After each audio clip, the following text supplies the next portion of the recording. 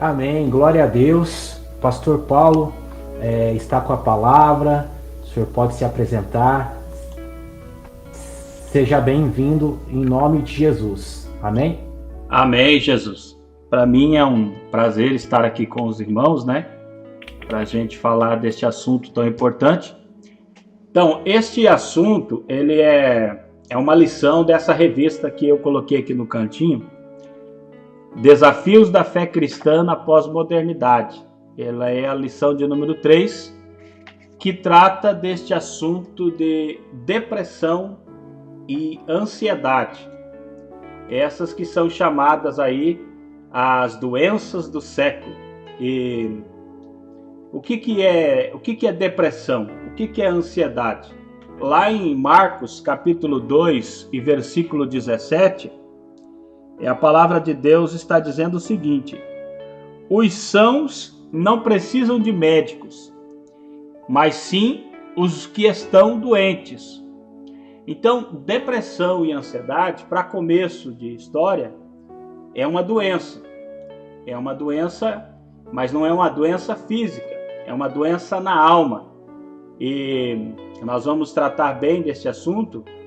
E é uma doença que tem levado muita gente, tem matado muita gente e tem sido um prejuízo federal para a igreja também do Senhor Jesus, porque até mesmo crentes estão se deixando levar por essas doenças tão terríveis. O Salmo 116, versículo 3, verso 3 e 4 diz: os cordéis da morte me cercaram e angústias do inferno se apoderaram de mim. Encontrei aperto e tristeza. Então invoquei o nome do Senhor, dizendo: ó Senhor, livra a minha alma. Isso está claramente tratando de depressão. E Filipenses 4, e versículos 6 e 7 diz: não estejais inquietos por coisa alguma, antes as vossas petições sejam em tudo conhecidas diante de Deus, pela oração e súplica, com ação de graças, e a paz de Deus, que excede todo entendimento, guardará os vossos corações e os vossos pensamentos em Cristo Jesus. Esses três textos que nós lemos vão dar base para o estudo que nós vamos ter aqui nesta noite. Existe uma diferença entre uma pessoa estar deprimida e uma pessoa estar com depressão. Estar deprimido é um estado de humor que você já sabe que vai passar. É uma situação considerada normal e a qual estão sujeitas todas as pessoas no decorrer da vida. Quem é que não teve um dia deprimido? Quem é que não ficou numa situação bem difícil e sentiu vontade de chorar, até mesmo de morrer? Mas é um momento que passa, uma decepção, uma frustração, mas logo passa, vai embora e você continua, segue a vida. A depressão, por outro lado, é uma doença na alma e é algo que merece muito cuidado, principalmente daquelas pessoas que estão mais próximas, os familiares. E também no caso da igreja, a igreja ela é muito ativa, é muito principal para poder estar auxiliando os seus membros que possam estar passando por algo assim. Pesquisas dizem, a pesquisa de 2016 revela que 4,4% da população mundial e 5,8% dos brasileiros sofrem de depressão. No Brasil, mais de 75 mil pessoas foram afastadas do trabalho por depressão em 2016. Mais de 800 mil pessoas se matam por ano, e a maioria delas por causa de depressão. E a ansiedade, a cada 3 pessoas no mundo, uma está desenvolvendo ansiedade, algum tipo de ansiedade. E 50% das pessoas que são hospitalizadas têm algum tipo de ansiedade. Essa pesquisa é uma pesquisa realizada em 2016 pela Organização Mundial da Saúde. Agora, uma pesquisa de 2021, para vocês terem como que a situação está mais complicada. O Brasil agora está liderando os casos de depressão e ansiedade durante a pandemia do novo coronavírus. Segundo pesquisa realizada pela Universidade de São Paulo, USP, em 11 países, as restrições durante a pandemia e o isolamento social, que tanto ajudam a conter o avanço da Covid-19, podem prejudicar a saúde mental. Segundo o estudo, o Brasil é o país que mais tem casos de ansiedade, 63%, e 59% de depressão. Uma breve definição do que é depressão e o que é ansiedade. Depressão, geograficamente, significa desnível na pista. Quando você vê uma placa escrita depressão na pista, quer dizer que a pista vai ficar mais baixa. É desnível na pista. Mas no nosso caso é uma doença, e é uma doença na alma. A definição do dicionário diz distúrbio mental caracterizado por baixa estima persistente ou perda de interesse em atividades, prejudicando significativamente o dia a dia, melancolia da alma, exaustão. Isso é uma definição de depressão. Sintomas de alguém que está com depressão: tristeza constante, desesperança, sentimento de culpa, impotência, perda de interesse ou prazer em atividades, alteração do sono, insônia ou muito sono, porque alguns que estão com depressão estão sem poder dormir, não conseguem dormir, enquanto por outro lado outros dormem demais, não querem se levantar, só querem dormir. Perda de energia, fadiga, a pessoa dorme, mas já acorda cansado. Muita agitação, não para quieto. Sentimento de rejeição, perda de apetite ou muito apetite. Mesma coisa do sono. Às vezes a pessoa com depressão não tem vontade de se alimentar, ou o contrário, come muito, exageradamente. Grande dificuldade em fazer coisas simples. Coisa fácil ela não consegue fazer, a mente não consegue concentrar.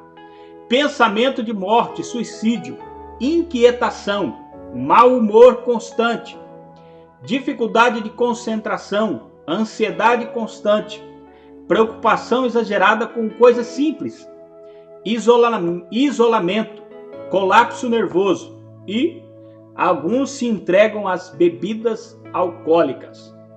Tudo isso é sintoma de alguém que está com depressão. Às vezes eu estou falando aqui e a pessoa está pensando, mas será que eu não estou com depressão? Ando meio dormindo demais, ou estou dormindo pouco, ando comendo demais ou comendo pouco. Não, meus irmãos, a depressão é caso sério. E a pessoa que tem depressão, ela sabe muito bem que tem depressão. Se a pessoa está pensando, será que tenho, será que não tenho? É porque ela não tem. Porque a pessoa que tem depressão, ela sabe que tem. A doença é mortal, é terrível, é fatal. Quem tem sofre muito. Eu nunca tive depressão, mas pessoas que já tiveram, que conversaram comigo, me contaram o quão terrível é a tal da depressão. Uma definição básica de ansiedade. Ansiedade é aflição. É um estado emocional angustiante, acompanhado de alterações somáticas, cardíacas, respiratórias e etc., em que a pessoa prevê situações desagradáveis, reais ou não. Porque às vezes a pessoa está gastando muito tempo desesperada com a ansiedade, com aquilo que pode ter a acontecer, mas na verdade isso nunca vai acontecer. É só uma ilusão.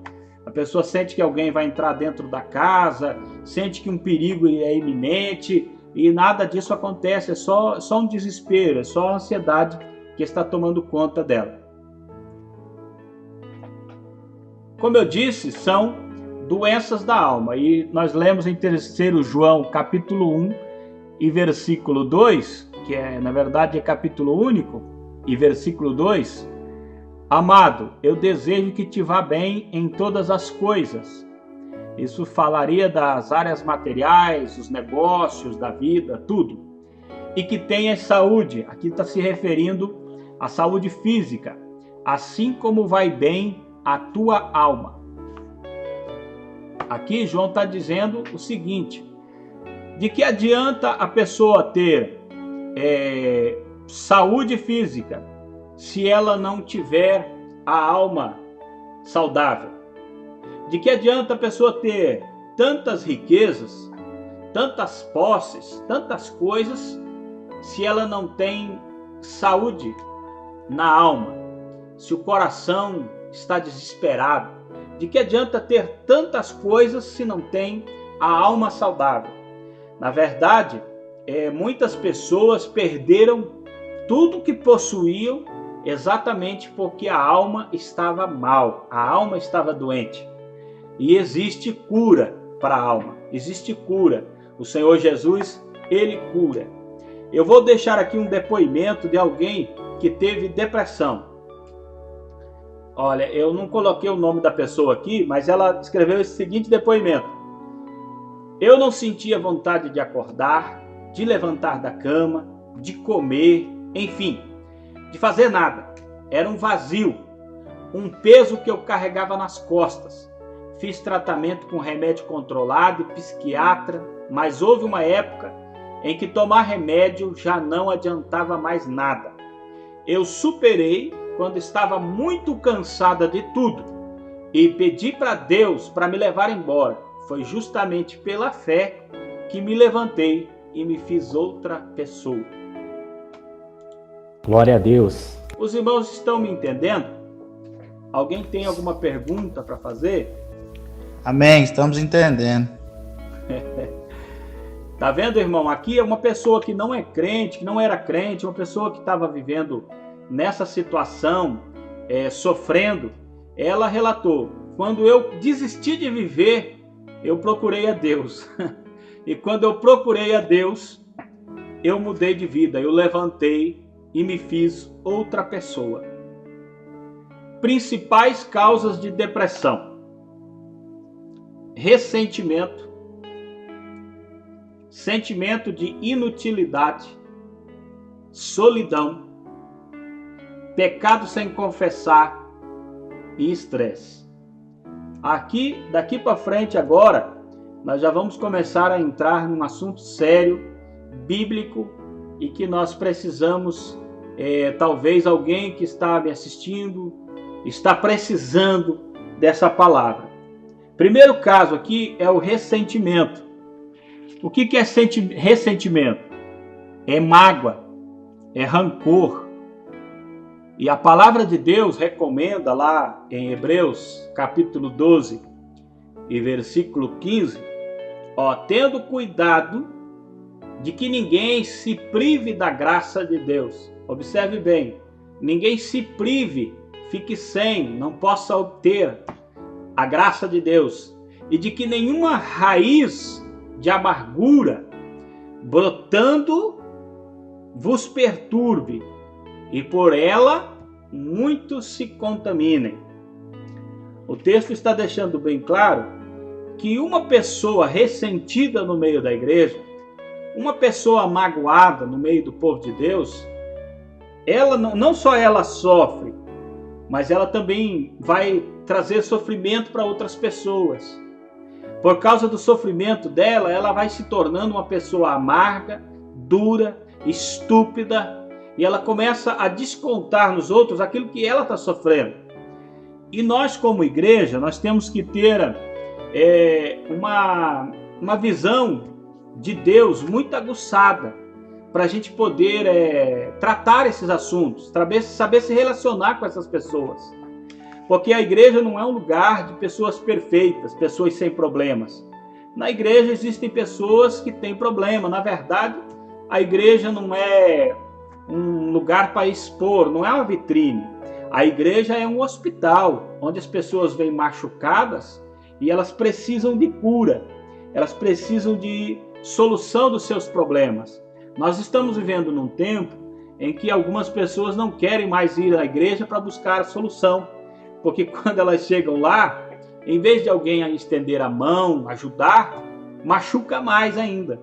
E se nós formos levando por esse raciocínio, vamos ter muita gente machucada na igreja. E muita gente machucada na igreja vai gerar mais gente machucada. Então isso vai ficando cada vez mais difícil, irmãos. Então é isso que eu estou aqui falando. Ressentimento, mágoa, frustração, rancor, falta de perdão pode gerar depressão. A pessoa pode cair em depressão. E eu coloquei aqui para alguém, talvez pode ser útil, 12 passos para uma pessoa deixar o ressentimento. O primeiro deles é reconhecer a mágoa. Reconhecer que você está magoado. Tem gente que ele tem o hábito de dizer, não, tá tudo bem. Deixa pra lá isso aí, tá tudo bem. Ele tá magoado, mas ele não reconhece a mágoa. Então ele fica com aquilo. Ele sempre fica. Ele carrega para sempre a mágoa, mas não, deixa pra lá. Eu não quero resolver. Deixa isso pra lá. Vamos esquecer. Na verdade, o primeiro passo para você resolver algo nesse sentido é reconhecer a mágoa. Porque enquanto você não reconhece que está magoado, você não vai perdoar. Como que você vai perdoar se você não reconhece que foi ofendido? Então, primeira coisa, reconheça que você foi ferido. Você foi ferido, sim. Você está magoado. Você se decepcionou. A palavra não foi boa de ouvir, ou coisa do tipo. Aí depois, o segundo passo aí é perdão. Perdoe. Entenda que perdoar não significa concordar com o que a pessoa te fez. Tem gente que tem dificuldade em perdoar porque ela pensa assim, mas aí eu vou ter que aceitar e as coisas vão continuar assim agora, vai ter que ser desse jeito, quer dizer que eu estou concordando com a pessoa no que ela fez. Não, você não precisa concordar com a pessoa, é só perdoar. Porque enquanto você não perdoa, a mágoa está lá dentro, está te causando sofrimento. Enquanto você não abandona isso, cada vez mais ela vai gerando sofrimento. E ela pode, como diz a palavra de Deus, se tornar algo muito triste, muito grande, vai trazer mais sofrimento, mais pessoas vão sofrer. Uma pessoa magoada, não só ela sofre, mas também quem está perto acaba sofrendo. Pergunte a si mesmo, por quê? Por que continuar com a mágoa? E por que perdoar? Vale a pena fazer essa pergunta. Depois considere a troca.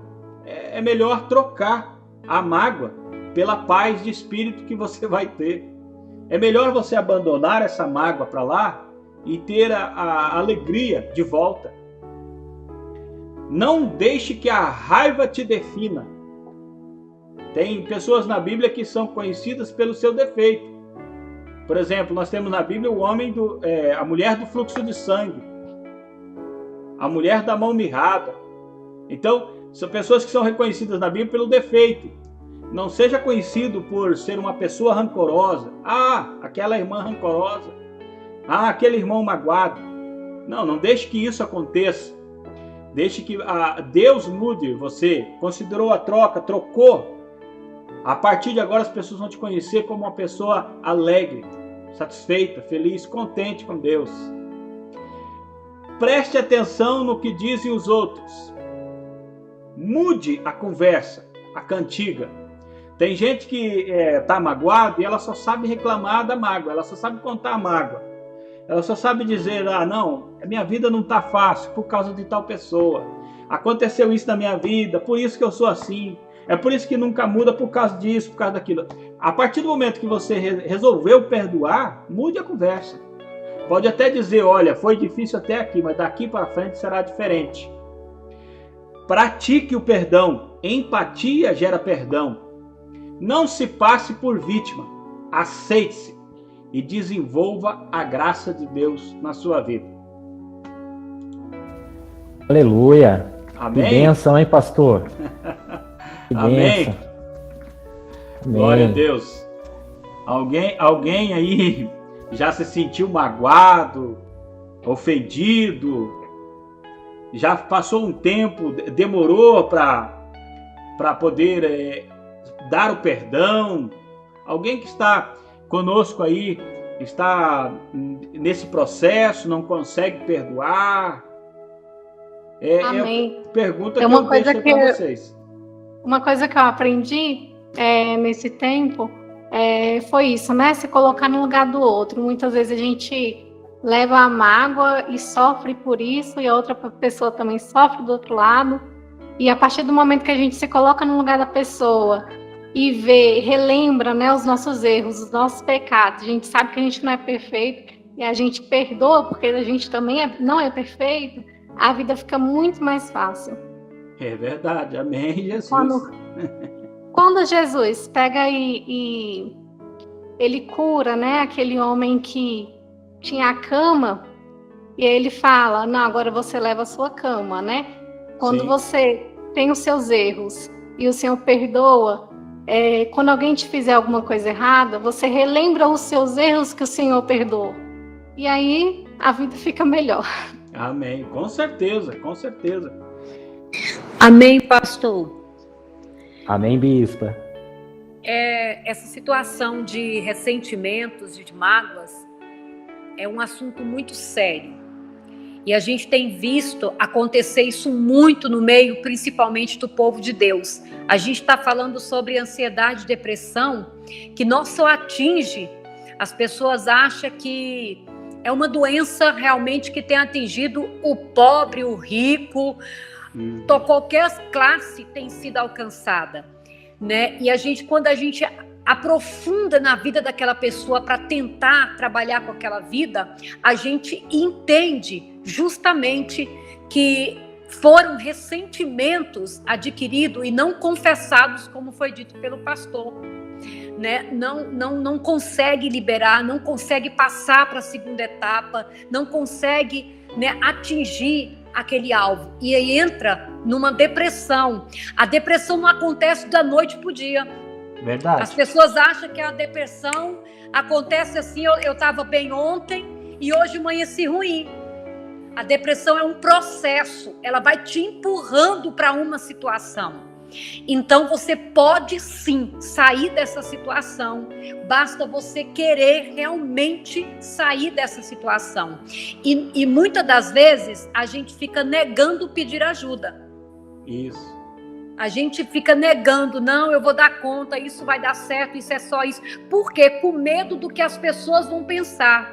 Porque, infelizmente, ainda tem pessoas que acham que isso é uma bobagem, né? Sim. É uma coisa boba, isso é coisa da sua cabeça. Ainda tem pessoas que dizem, isso é pecado escondido, confessa logo e para de bobagem, isso é frescura. E isso não é isso. Realmente as pessoas entram nesse processo. O nosso querido irmão Vinícius já acabou de falar aí que ele está vivendo essa situação depois do Covid, né? Que ele não está podendo andar. Ele está comentando aí, por não poder andar, ele está vivendo situações na vida dele. E realmente é um processo muito grande, que a gente precisa mesmo de ajuda para vencer essa situação. Sozinho você não dá conta. Mesmo com o poder de Deus, mesmo com a graça de Deus, mesmo com a bondade de Deus, você precisa buscar ajuda a quem precisa, a quem deve buscar ajuda, né, pastor? É verdade. O versículo que nós falamos aqui, que nós trazemos aqui, ele deixa bem claro, ó. É uma raiz que vai brotando, que vai aumentando, e ela vai causando perturbação. E por causa disso, muitos acabam se contaminando. Então, a mágoa, o ressentimento, ele tem esse poder, ela acaba fazendo muita gente sofrer. E é uma coisa que a pastora falou ali, que é muito certa mesmo, é que a pessoa não trata, não busca ajuda, não pede socorro, não quer perdoar, não quer deixar, e isso vai cada vez piorando. A pessoa vai ficando cada vez mais ruim, e acaba indo para uma situação deplorável, que daí precisa de médico, precisa de aconselhamento, fica numa situação bem difícil mesmo. Seguindo aqui para frente. Outra situação que causa depressão é sentimento de inutilidade. A pessoa se sente inútil. Lá no Salmo de 39, em verso 2, diz assim: com o silêncio fiquei mudo, calava-me mesmo acerca do bem, e a minha dor se agravou. Ou seja, a pessoa vai se sentindo inútil, não tem nada para fazer, e existe um provérbio popular que diz que mente vazia é oficina do diabo, mente desocupada é oficina de Satanás. A pessoa não tem nada para fazer, não se ocupa em nada, e a cabeça vai começando a se contaminar, e a pessoa vai ficando cada vez mais para baixo. Isso acontece muito com pessoas de idade, pessoas que já se aposentaram e não tem nenhuma, não faz nada, não tem uma empresa, não tem nenhum hobby, não tem nada, e a pessoa vai ficando em casa, e muitas vezes acaba falecendo o cônjuge, daí sim a situação se agrava, e a pessoa vai entrando numa situação que parece que não tem mais jeito. A facilidade apodrece a alma, e a inutilidade faz o mesmo, é o que diz o provérbio. Então, ficar sem fazer nada pode gerar um sofrimento angustiante.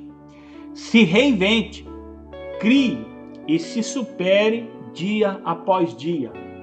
O crente, ele tem que estar sempre se reinventando, sempre se superando, sempre tentando vencer os próprios limites ou as limitações. Sempre que acontece alguma coisa com uma pessoa, por exemplo, a pessoa sofre um acidente, aí ela acha que o acidente acabou com a vida dela. Ela não consegue mais prosseguir, ela não consegue se reinventar, criar uma situação diferente. Porém, meus irmãos, esses dias mesmo eu assisti um vídeo de um cidadão que não tem braço, não tem perna e faz de tudo. Ele se reinventou, ele se adaptou, ele conseguiu dar a volta por cima, mesmo quando não tinha aquilo, ele conseguiu fazer. Então, meus irmãos, a inutilidade pode causar depressão, mas alguém que queira se voltar para Deus, consegue se levantar, consegue se reinventar, consegue prosseguir. Há um verso da Bíblia que diz que nós podemos mais, né? Tudo posso naquele que me fortalece.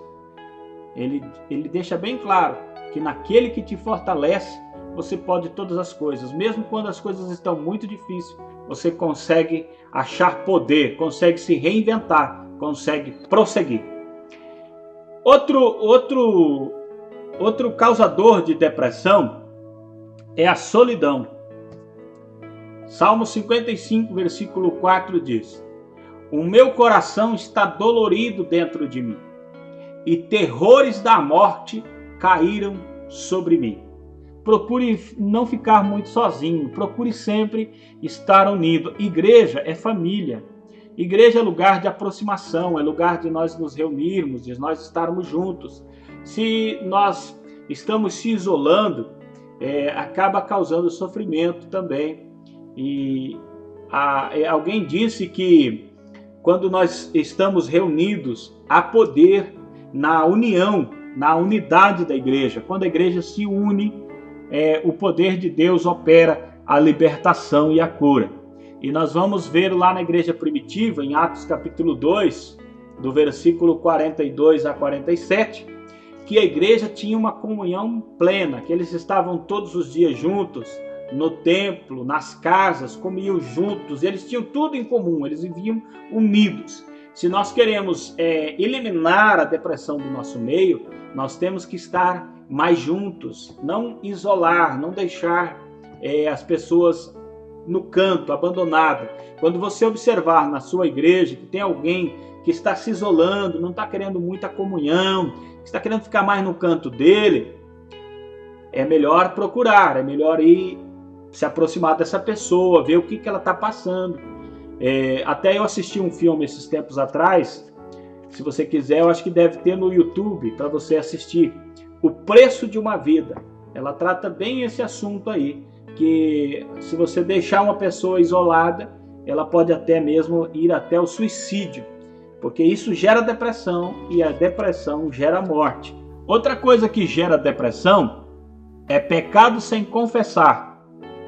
A pessoa peca e ela não consegue confessar. Ela pensa, se eu confessar, a minha vida vai bagunçar tudo. O que as pessoas vão falar de mim? A solução para o teu problema é confessar. Pecado sem confessar gera morte e morte eterna.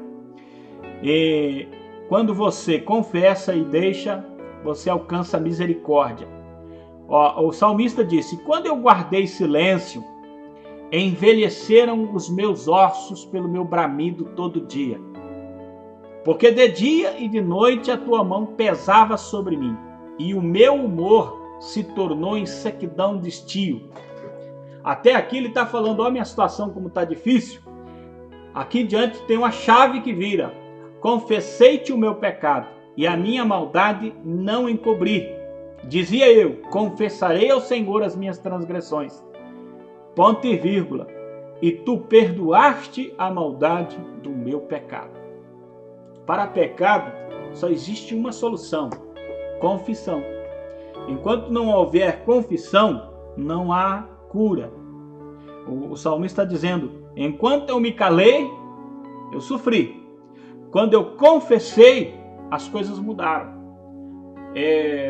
No meio de tantas teorias e filosofias que o pessoal fala,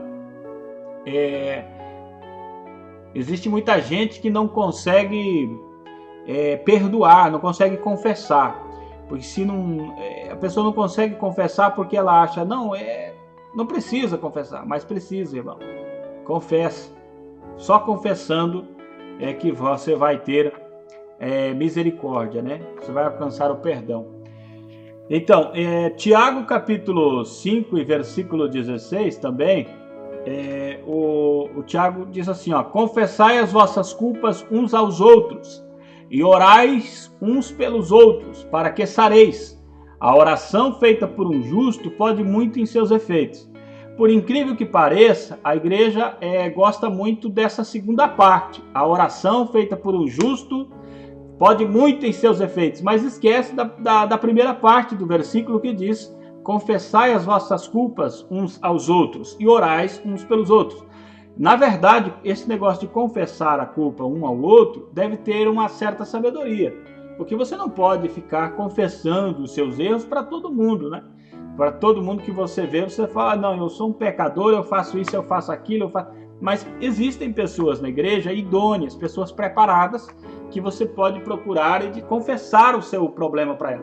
Sabia que às vezes esse peso que você está carregando, esse sofrimento tudo, ele desaparece na hora que você confessa. Você chama o pastor, chama a bispa, chama alguém de confiança, alguém que é confiável, e confessa, imediatamente essa solução chega, porque é um peso que sai. Então, pecado sem confessar acaba gerando depressão também. Outra coisa muito comum... Pastor, Oi? Desculpe ele interromper, somente sentir da parte de Deus de abrir um parênteses, tá? Para agregar aí, antes do senhor passar aí esse ciclo, o que o pastor abordou agora, meus irmãos, é muito importante. Em qual aspecto? Tudo que ocorrer conosco, seja coisa boa ou seja coisa ruim, seja adversidade ou seja até uma alegria, mas principalmente na área das adversidades, dos problemas e das coisas ruins, é de suma importância que nós venhamos compartilhar com os nossos líderes, com a bispa e com o pastor César, por conta que eles são nossos líderes e eles estão na brecha por nós, eles estão sobre a nossa cobertura. Por isso, é necessário que eles sempre estejam junto de tudo, para saber de maneira cirúrgica e pontual como poder nos ajudar. Eu acredito que a bispa queira falar também alguma coisa. Amém, pastor Daniel. essa situação de confessar, no nosso mundo pentecostal, no nosso mundo religioso, no nosso mundo cristão, existe um peso muito forte no mundo espiritual. Então, não é você confessar para se humilhar daquilo que se fez, mas é se confessar para se libertar daquilo que te oprime. Existem demônios que oprimem a vida da pessoa de uma forma terrível. E a gente vai dando legalidades, guardando a mágoa, o rancor, a tristeza, a angústia, vai dando esse tipo de legalidade. Eu estou trabalhando com uma família que os demônios só estão sendo saídos dessa família quando elas confessaram todo o mal que fizeram, pacto que fizeram, alianças que fizeram, pecados que cometeram. À medida que elas estão confessando, esse mal vai sendo quebrado. Não adianta, tem gente que peca em varejo e quer pedir perdão a Deus em atacado. É isso aí. Senhor, perdoa os meus pecados, amém. Não, você tem que dizer que pecado você cometeu, que mal você cometeu, aonde você foi, aonde você pisou, ao que você fez, porque você pode criar situações consciente e inconsciente. Às vezes a gente tem que confessar coisas até inconscientemente, na nossa ignorância, nós fizemos. Sim. Então, até para a sua própria libertação. Tem libertações que a gente faz, tem quebra de maldições, tem coisas que a gente faz na vida de uma pessoa, mas ela tem que confessar. Não há libertação sem confessar o mal que cometeu ou o mal que fez. E tem que dar nome, pastor. Não adianta você querer dizer, perdoa o meu pecado, Senhor. Que pecado é esse? Qual foi o pecado? Até onde você foi? Até onde você tem consciência disso? E mesmo sem consciência, pela sua ignorância, o pecado está fazendo efeito. Então tem que ser confessado. Sim. Até o verso aqui diz, confessai, o versículo aqui está dizendo, confessai as vossas culpas uns aos outros e orais uns pelos outros, para que sareis. O verbo sarar aqui é saúde plena, é estar saudável. Então, quando não há confissão, então não há oração e não há cura. Se nós queremos uma igreja curada, uma igreja saudável, uma igreja plena do Espírito Santo de Deus, isso tem que existir, porque se não tem confissão, não tem oração, não vai chegar nesse ponto de plenitude de saúde. Seguindo aqui, senão estresse. Segundo a ciência, é uma reação que possui componentes físicos, psicológicos, mentais e hormonais e pode se desenvolver frente a situações que representam um desafio para o indivíduo, tais como ansiedade difusa ou generalizada, insônia, esquizofrenia, episódios maníaco-depressivos e depressão. Então, o estresse é muito causador de depressão, muita correria. A vida antigamente era muito simples, as pessoas tinham poucas informações, poucas obrigações e então se valorizava as coisas que eram mais necessárias, né? E hoje, as informações que uma pessoa recebe em um dia, as pessoas de 30, 40 anos atrás levariam talvez um ano para receber tanta informação. E no meio de tanta coisa, no meio de tanta decisão, sobrecarrega as pessoas. As pessoas começam a ficar estressadas, começam a ter atitudes absurdas e acabam se entregando aí, acabam descendo e acabam caindo em depressão, porque é uma sobrecarga emocional, psicológica e a pessoa não consegue sobressair. A ansiedade é simples, a ansiedade é o excesso do amanhã. Jesus disse lá em Mateus capítulo 11 e versículo 29, tomai sobre vós o meu jugo e aprendei de mim, que sou manso e humilde de coração, e encontrareis descanso para as vossas almas. Então, quando a pessoa está muito cansada, muito sobrecarregada, ela tem que ir até Jesus, porque Jesus promete descanso para as almas. Mesmo que a pessoa esteja muito estressada, mesmo que ela esteja muito sobrecarregada, Jesus promete descanso para as vossas almas. Salmos 37, versículo 5, o salmista deixa bem claro: entrega o teu caminho ao Senhor, confia nele e ele o fará. Muita gente está tomada de ansiedade, preocupada demais com o amanhã, preocupada como que o Brasil vai funcionar depois dessa pandemia. É porque o gás está muito alto, é porque o dólar está muito alto, é porque a Europa não sei o quê. Gente, para de se preocupar demais, porque o Senhor tem o controle de tudo. O que você tem que fazer nesse momento, nessa hora, é entregar tudo na mão do Senhor e confiar nele, porque ele é quem vai trazer solução, é ele quem vai trazer respaldo, é ele quem vai trazer sustentabilidade. No meio do deserto, você vai ter água para beber. No meio do deserto, você vai ser vitorioso. Quando todos estão caindo, você permanece de pé. A palavra diz que 1000 caem de um lado, 10.000 do outro, e você continua firme porque você confia no Senhor. O salmista está recomendando: entrega o teu caminho ao Senhor. Confia nele. E se você entregou o caminho, confiou, aí o resto é com ele. Não adianta ficar se entregando à ansiedade. A ansiedade é inútil. Quem se entrega à ansiedade só sofre. Segundo ponto mais importante desse estudo é como vencer. Como vencer aí a depressão e a ansiedade. Primeiro ponto, como vencer. Os cordéis da morte me cercaram, angústias do inferno se apoderaram de mim. Encontrei aperto e tristeza. Olha, até aqui a situação está bem difícil. Mas aí ele diz: então invoquei o nome do Senhor, dizendo: ó Senhor, livra a minha alma. Davi deixou bem o exemplo aqui. A solução para a depressão, para essas doenças da alma que trazem tanto sofrimento, em primeiro lugar, é invocar o nome do Senhor. É oração. É buscar a Deus. Deus tem poder para solucionar. Filipenses, capítulo 4 e versículo 6, o Paulo ensina: não estejais inquietos por coisa alguma.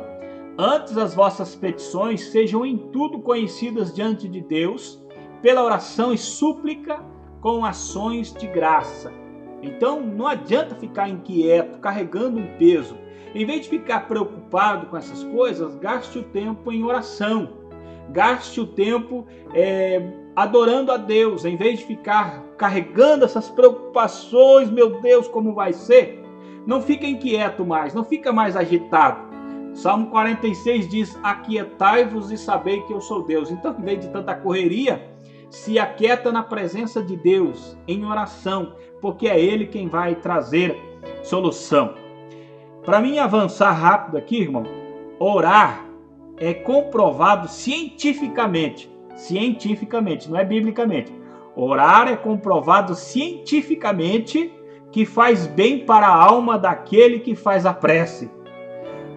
Mas além disso, o nosso Deus ouve as orações. É comprovado cientificamente que se você ora, você melhora. Mas a Bíblia diz no Salmo 65, versículo 2, ó tu que ouves as orações, a ti virá toda a carne. Então não é só orar, Deus ouve. E quando Deus ouve, Deus responde.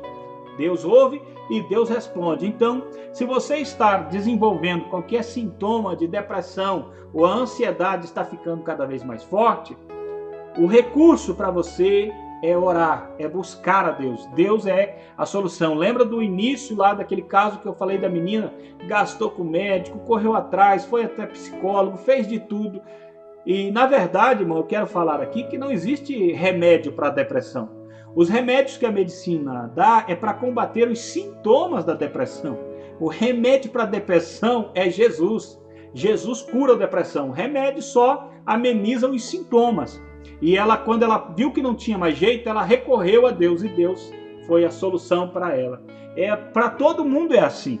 Se quer ser curado de depressão, busque a Deus, porque Deus ouve a oração e resolve a situação. Outra coisa que pode trazer solução é alimentar-se da palavra de Deus. Em tempos de muita correria, estresse, cansaço e compromissos, as pessoas esquecem de parar para ler, meditar, ouvir e estudar a palavra de Deus. Alguns vão a psicólogos, psiquiatras e outros profissionais da medicina. Outros até recorrem ao ocultismo, prostituição, orgias da carne em busca de resposta e de alívio. Porém, nada resolve e ainda complica ainda mais. O cristão verdadeiro, ele busca auxílio na poderosa palavra de Deus. Hebreus 4:12 está aqui para você ler. A palavra de Deus é viva e ela é eficaz. E ela é mais penetrante do que qualquer espada de 2 gumes. E é mais penetrante do que qualquer palavra do psicólogo. É mais penetrante do que qualquer palavra do psiquiatra. A palavra de Deus, ela penetra até mesmo entre a divisão da alma e do espírito, e das juntas e medulas, e é apta para discernir os teus pensamentos e as intenções do coração. Meu irmão, isso aqui é muito forte, hein? Isso aqui é para pensar. Porque já que nós sabemos que o ser humano é tripartido, ele é corpo, alma e espírito, a palavra de Deus, ela penetra nessa divisão. Ela divide entre alma e espírito. Quando você se enche da palavra de Deus, sabe o que acontece? A alma não manda mais em você. O que manda em você é o espírito.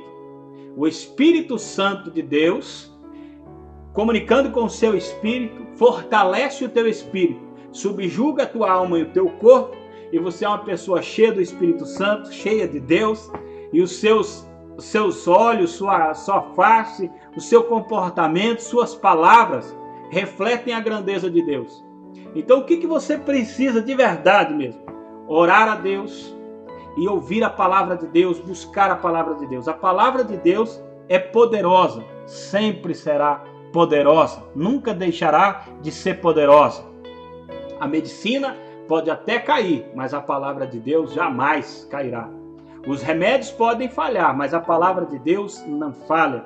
Salmo 119 e versículo 105 diz: lâmpada para os meus pés é a tua palavra e luz para o meu caminho. Não importa o quanto a depressão escureceu o teu caminho, não importa quanto você está sem visão, está sem direção, sem vontade de andar, de prosseguir. Se você deixar a palavra de Deus entrar, ela vai dar uma nova diretriz para a tua vida. Ela vai iluminar o teu caminho e você vai seguir confiante para a direção correta em nome de Jesus. Poderosa é a palavra de Deus. O terceiro elemento aqui que eu quero citar, ele não é tanto para a pessoa que está com depressão, mas para quem está ao redor de quem está com depressão. É um perigo muito grande, meu irmão, a maneira como você se relaciona com uma pessoa que está deprimida. Imagine que você tem um filho que está entrando em depressão, está cada dia mais deprimido. Aí você fala que nem a bispa falou assim: você está cheio de demônio, rapaz, muda de vida. Rapaz, o camarada já está querendo morrer.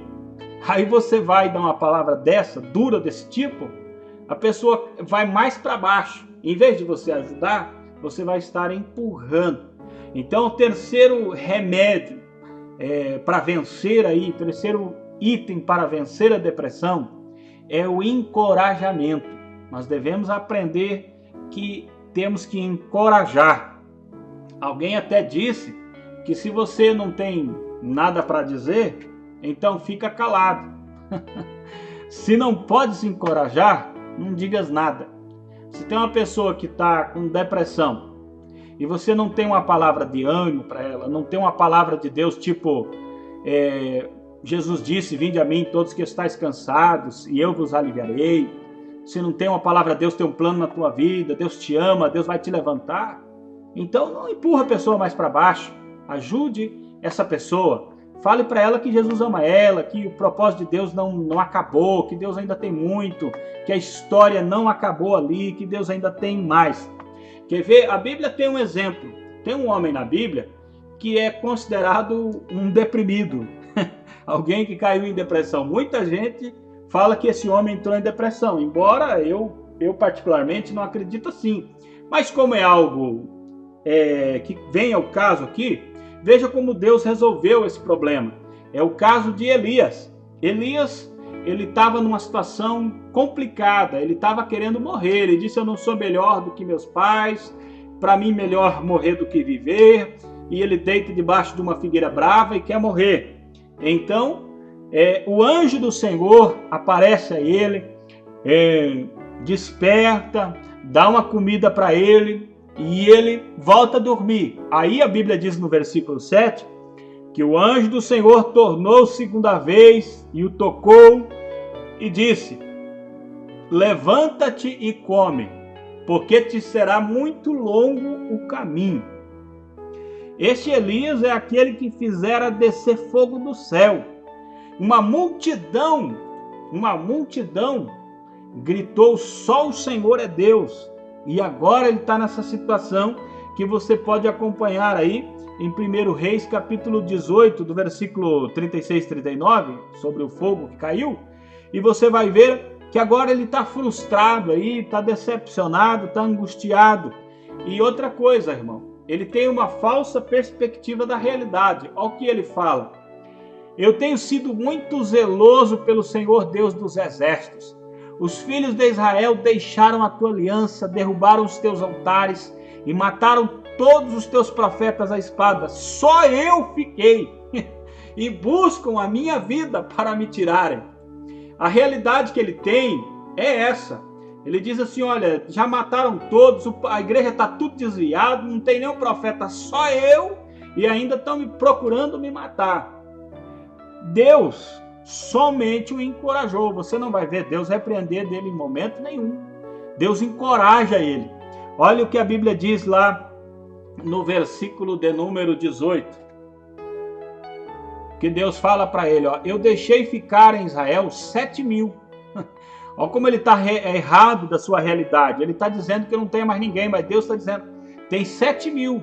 Todos os joelhos que não se dobraram a Baal, e toda a boca que não o beijou. Olha como a perspectiva dele está errada. Então, Deus traz à tona para ele uma outra realidade. E Deus dá uma ordem para ele. Deus fala assim: ó, você vai se levantar, e você vai caminhar, e você vai ungir o rei, vai ungir um profeta. Deus deu missão para ele, não terminou com ele ali. Ele pediu a morte. Deus disse: não, na morte não. Você pode até assinar o aviso, mas a demissão não. Eu vou colocar outra pessoa no seu lugar. Você vai continuar, não parou por aqui. E ele segue a caminhada. A ansiedade e a depressão, elas são doenças que sempre existiram. Pessoas deprimidas, pessoas ansiosas. E na verdade a ansiedade é uma coisa que todo mundo tem. Eu mesmo, antes de começar esse estudo, eu estava ansioso para começar. A ansiedade é normal. Eu gosto de citar o exemplo da noiva no dia do casamento. Imagina, irmão, se ela não vai estar ansiosa.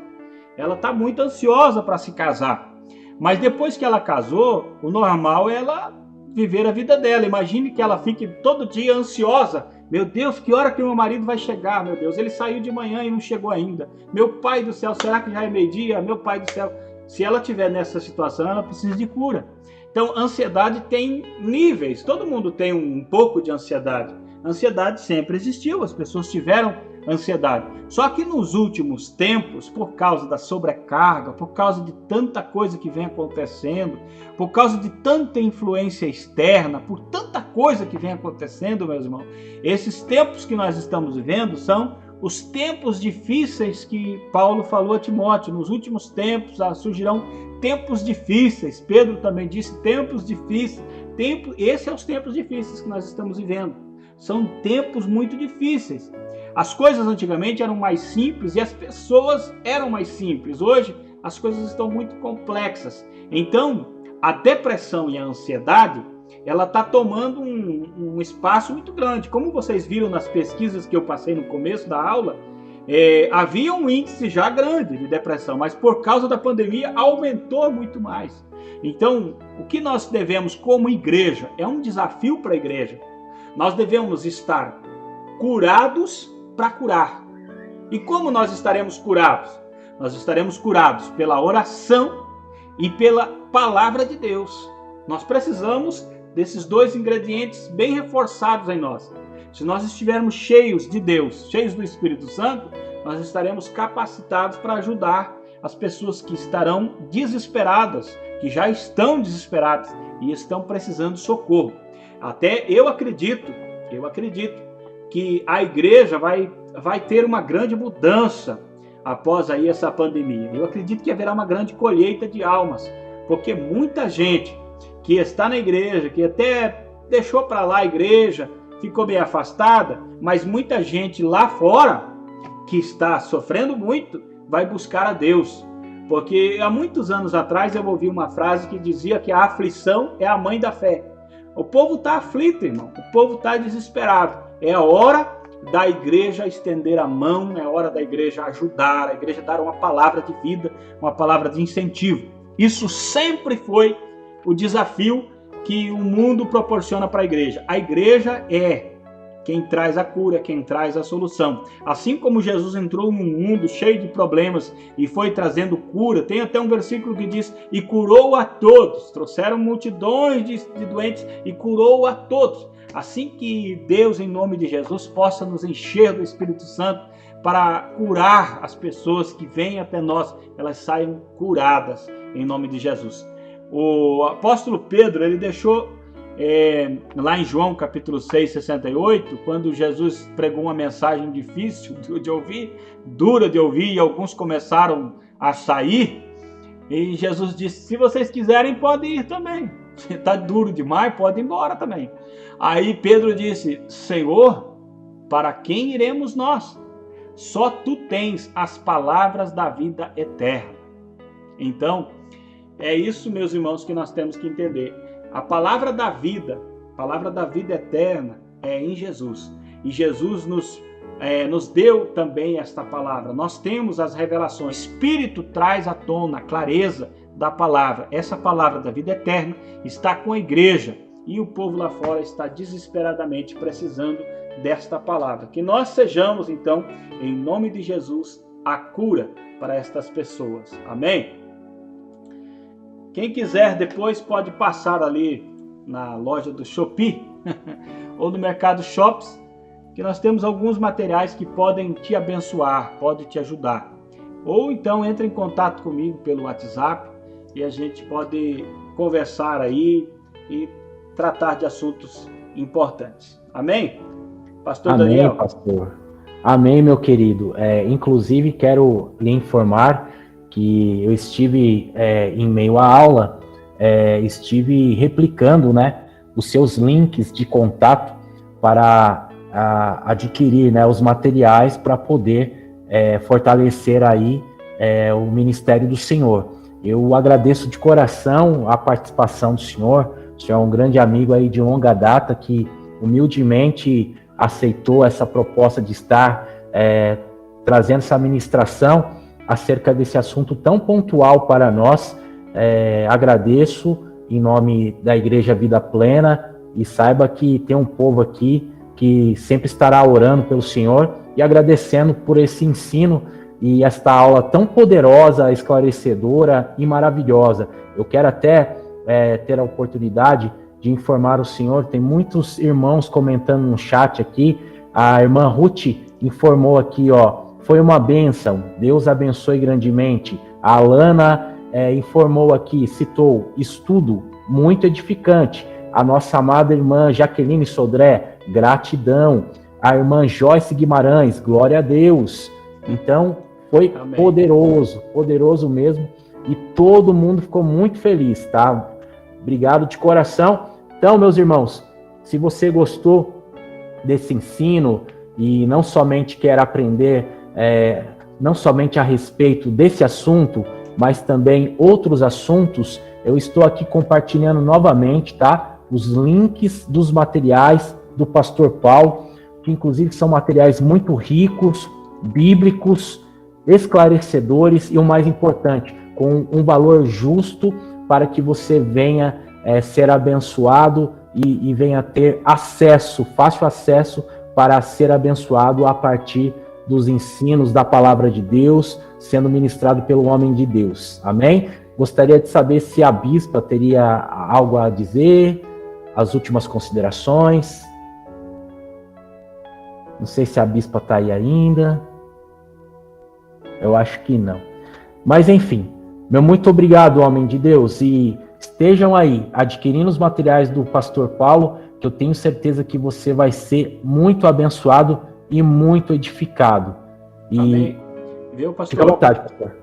Eu queria agradecer também, né, por esta oportunidade, por esse carinho que o senhor tem com a gente, nos dá esta oportunidade, também ao ministério, a todos os irmãos que acompanharam, e estamos aí à disposição para abençoar os irmãos da melhor maneira que nos for proposta, né?